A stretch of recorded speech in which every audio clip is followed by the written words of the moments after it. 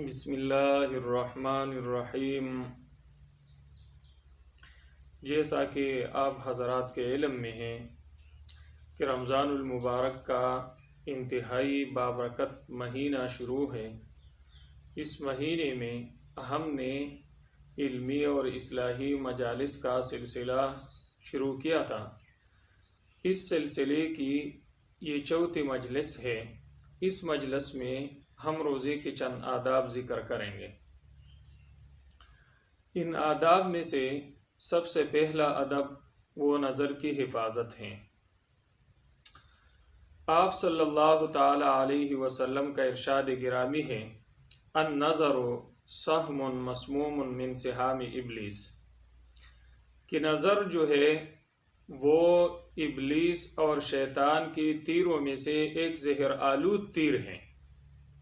لہٰذا جب کوئی شخص اپنی نظر کو غلط استعمال کرتا ہے تو وہ زہر آلود تیر اس کے دل پہ جا کے لگتا ہے اور اس کے دل کے نورانیت کو ختم کر دیتا ہے اور اس نورانیت کو ظلمت میں تبدیل کر دیتا ہے۔ اس کے برخلاف اگر کوئی شخص اپنی نظر کی حفاظت کرتا ہے تو اس کا دل نورانیت سے بھر جاتا ہے اور عبادت کا شوق بڑھ جاتا ہے۔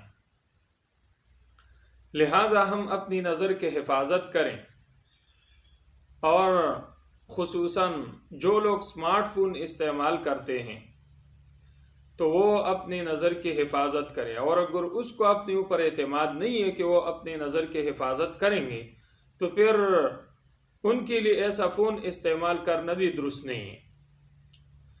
خصوصاً آج کل جو فلموں اور ڈراموں کا دوران ہے تو بعضی ایسے لوگ عوام الناس میں جو دیندار طبقہ کہلاتا ہے وہ بھی بعض خصوصی ڈرامہ وغیرہ دیکھتے ہیں جو اسلامی تاریخ وغیرہ پر بنتے ہیں۔ جیسے کہ آج کل ایک ڈرامہ چل رہا ہے ارطغرل الغازی کا، تو اس میں چونکہ عورتیں ہوتی ہے اور اس میں عشق بازیاں وغیرہ ہوتے ہیں، لہٰذا ایسے ڈراموں کو دیکھنا بھی شرعاً جائز نہیں ہے، اور خصوصاً روزہ کی حالت میں تو ایسے لغویات سے اپنے آپ کو بچانا از حد ضروری ہے۔ کہیں ایسا نہ ہو کہ ہماری عبادات جو ہے رمضان المبارک میں اور جو روزے کا ثواب ہے وہ غارت چلا جائے۔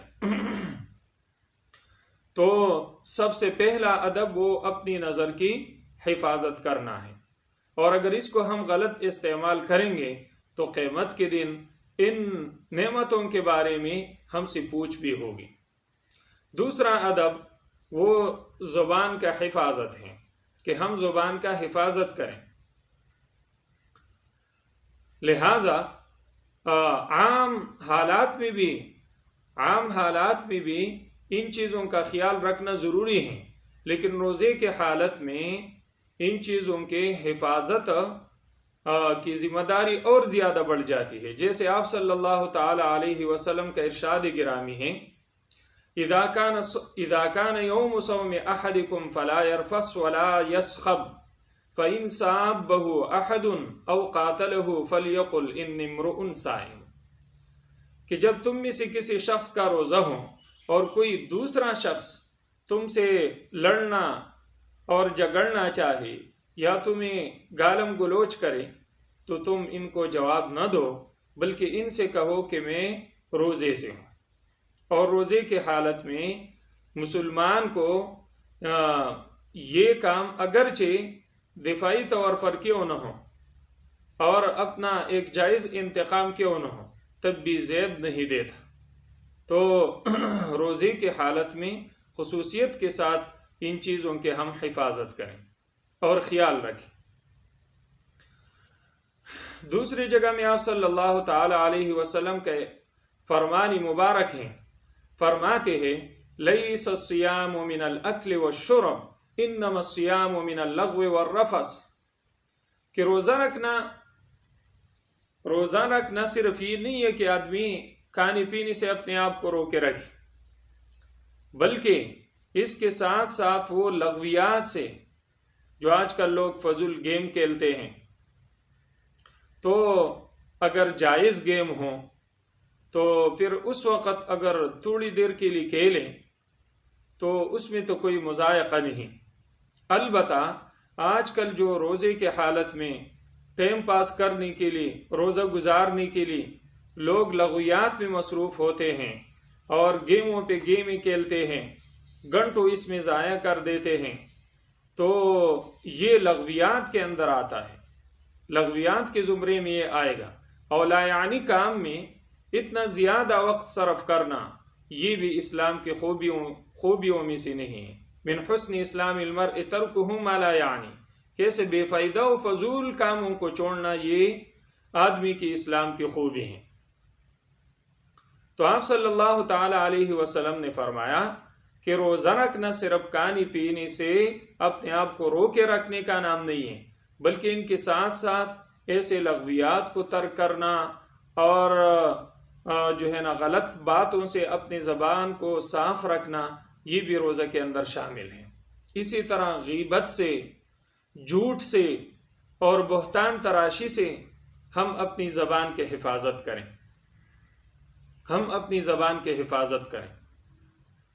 تو یہ دوسرا ادب ہے، فضول باتوں سے اور بہتان تراشی سے اور اسی طرح جھوٹ سے وغیرہ جتنی بھی زبان کے گناہ ہیں، ان سے ہم کم از کم اس ایک مہینے میں اپنی زبان کو پاک صاف رکھیں۔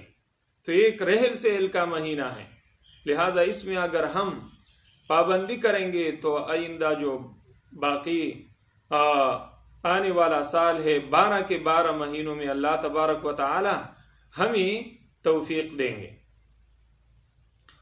اسی طرح زبان جو ہے اس کا غلط استعمال یہ جہنم جانے کا ذریعہ بن سکتا ہے، اور اس کا صحیح استعمال جنت جانے کا ذریعہ بن سکتا ہے۔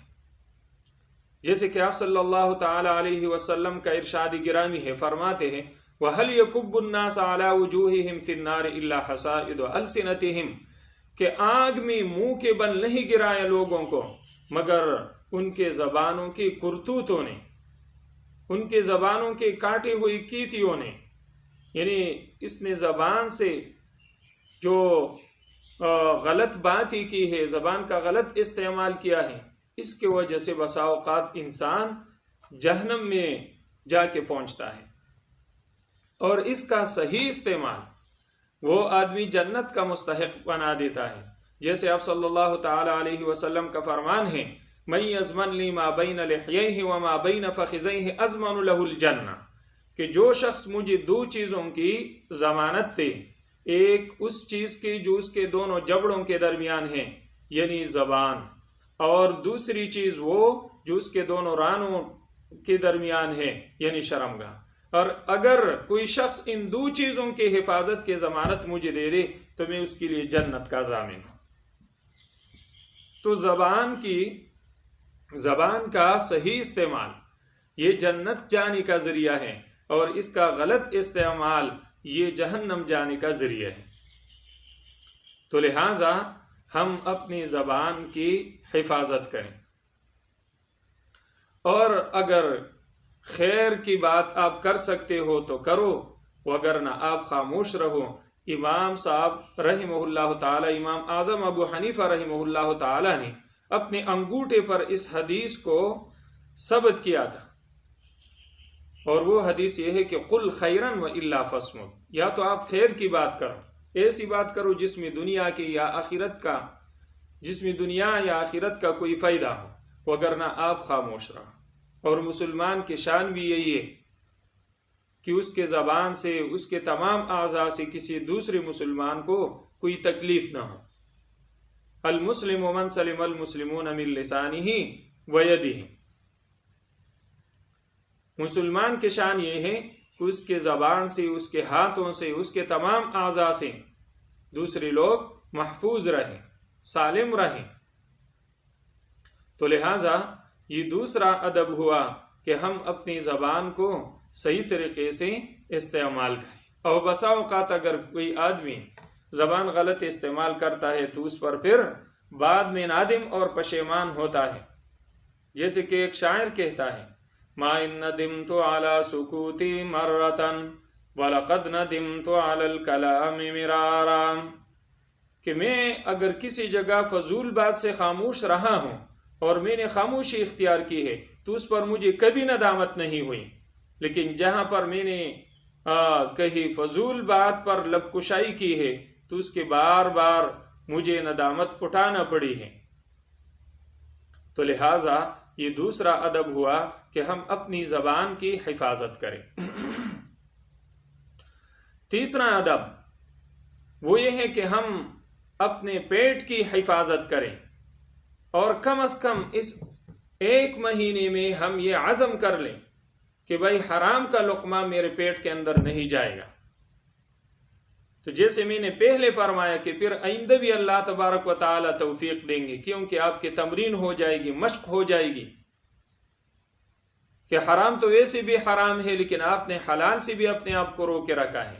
یہ تو اسی چیز کی تمرین اور مشق ہے کہ کل کو آپ اگر حرام سامنے آئی تو اس سے اپنے آپ کو رو کے رکھیں.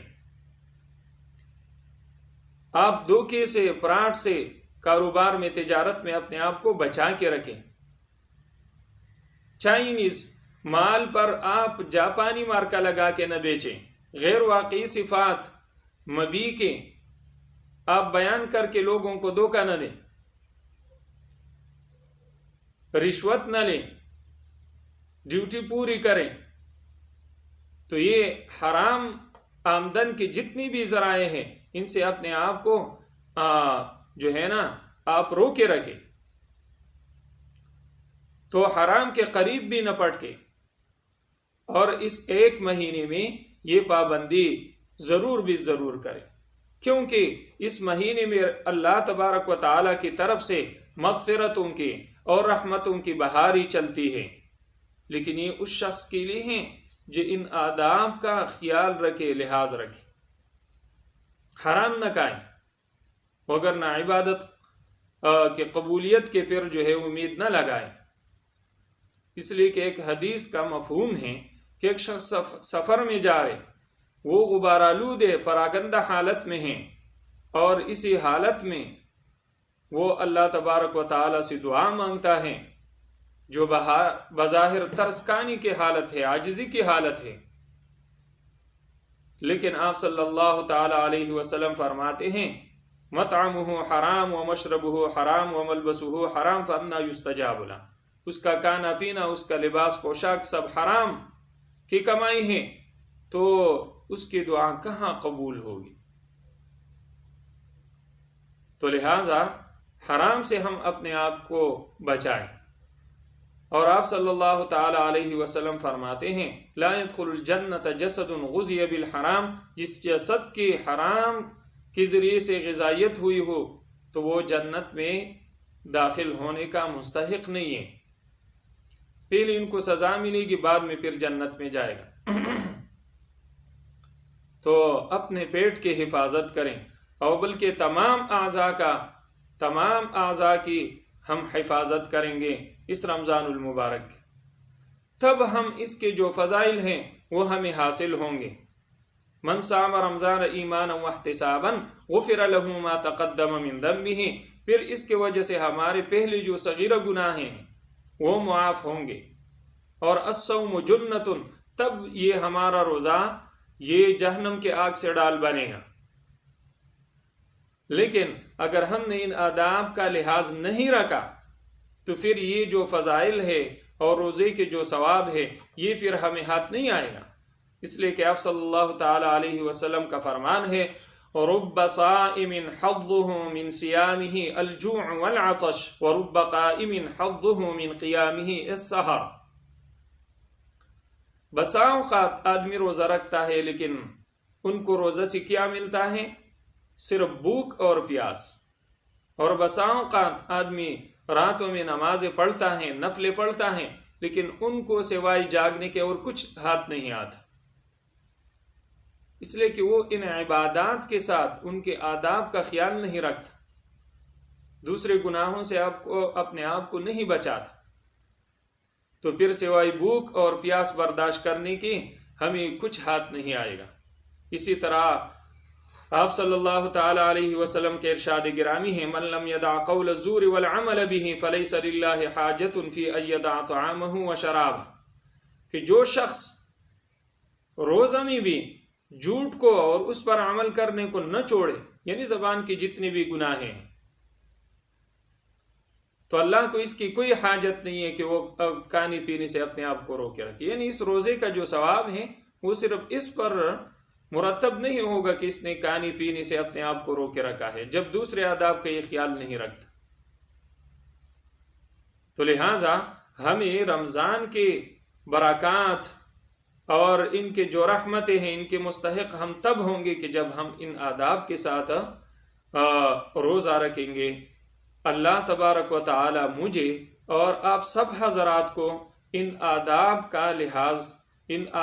کا لحاظ کرنے کا توفیق دے۔ اللہ تبارک و تعالی مجھے اور آپ سب کو ان باتوں پر عمل کرنے کی توفیق دے۔ اقول قولی ھذا استغفر اللہ لی ولکم ولسائر المسلمین۔